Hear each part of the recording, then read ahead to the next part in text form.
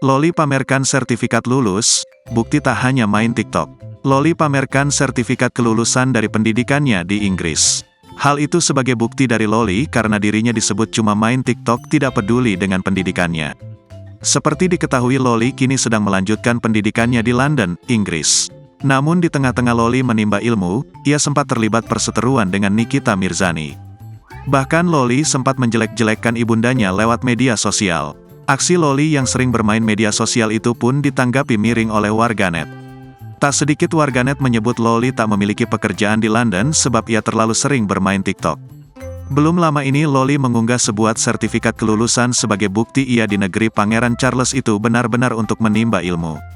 Kekasih Fadel Bajide itu mengatakan jika ia di UK tak benar-benar belajar ia tak akan mungkin menerima sertifikat tersebut. Loli menyebut sertifikat itu bisa digunakan untuk masuk college. College sendiri berarti pendidikan sebelum masuk ke perguruan tinggi.